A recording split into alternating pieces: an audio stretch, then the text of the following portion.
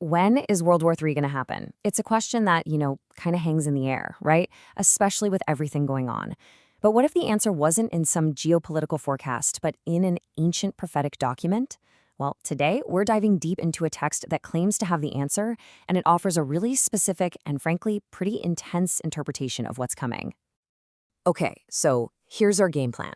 First, we're going to look at the historical pattern that this whole prediction is built on.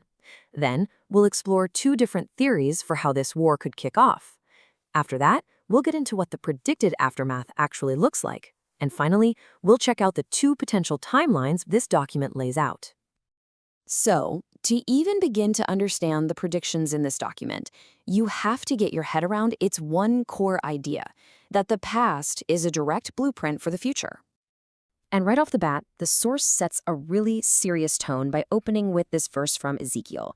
It immediately frames the coming conflict, not just as some human war, but as a divine trial, a judgment. So how does it make that leap from the ancient past to our future? Well, the whole logic of the document hinges on this one concept, what it calls a prophetic pattern. The idea is that history isn't just random, it's cyclical. And a huge historical event, in this case the fall of ancient Judah, is actually a direct blueprint for something that's going to happen again. So here it is. This is the historical blueprint the source uses, the destruction of Judah by Babylon.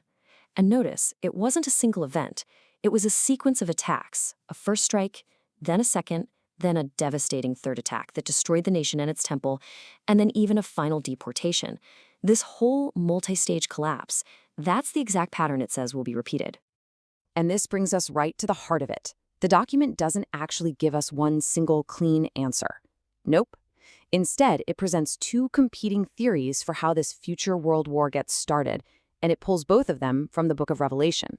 So let's break down the evidence it gives for each one. All right, let's dive into that first theory.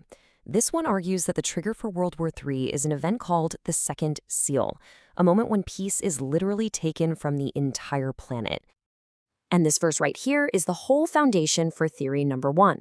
You got this red horse, its rider takes peace from the entire earth. And then there's the crucial part. He's given a great sword. The source interprets that great sword as, well, nothing less than a massive global war, World War III. So, according to this view, the war itself is just the first domino to fall. World War III is the catalyst, the trigger that sets off this horrible chain reaction of global disasters. It's this war that leads directly to the worldwide famine of the third seal, and then the widespread disease and death of the fourth seal. The war isn't the end. It's the thing that kicks the whole mess into gear. And the scale of this thing? It's just staggering. The direct result of this war and the crises that follow is the death of 1/4 of the world's population. I mean, just let that sink in for a second. 1 out of every 4 people. Okay, so that's theory one, but the document presents another possibility, one that points to a totally different trigger, the sixth trumpet, where a terrifying apocalyptic army is just unleashed on the world. This verse is the absolute cornerstone of the second theory. It's talking about 4 angels bound at the Euphrates River who get released at a very specific, preordained moment, down to the exact hour, day, month, and year, with one mission to kill 1/3 of humanity. And the force that carries this out, it's described as an army of horsemen, numbering 200 million.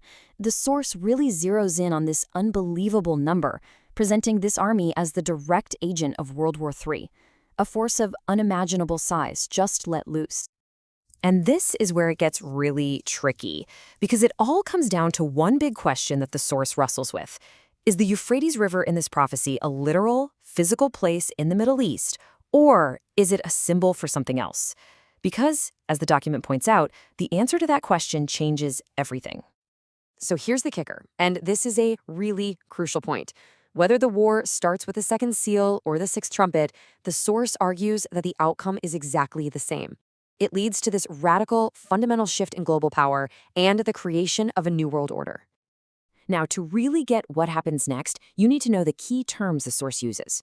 First, there's the beast, which it says is a unified global government that rises up. And second, there's the whore of Babylon, described as this corrupt global religious political system that's actually pulling the strings and controlling the beast. The source basically lays out this path, saying the war isn't really the end goal. It's a necessary step to clear the board. The global conflict creates chaos. Nations are weakened, they're destroyed. And that power vacuum allows a single, unified global power, the beast, to rise up and offer the solution.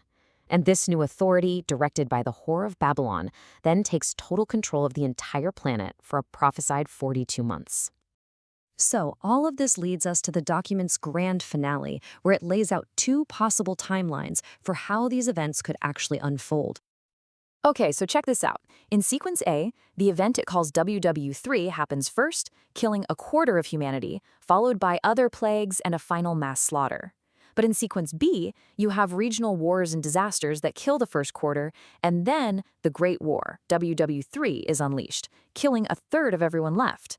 So you see the key difference is just when it slaps the WWIII label on the event, but the devastating outcome and the rise of a global government, they're identical in both scenarios.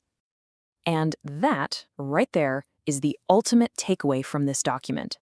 The prophesied war, whether it's the cause of the chaos or the climax of it, serves one very specific purpose: to end the world of individual nations as we know it and to kick off a period of unified global rule, bringing with it a 42-month persecution of anyone who dares to resist that new order.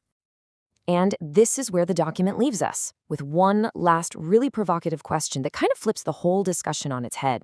It asks, when are the protectors sealed? Before the war or after? And suddenly, the focus isn't on trying to predict the exact date of the disaster anymore. It's about the spiritual readiness of those who are going to face it. It leaves you with a powerful thought. According to this document, what matters more? Knowing the exact day the crisis is coming, or making sure you're prepared whenever it arrives?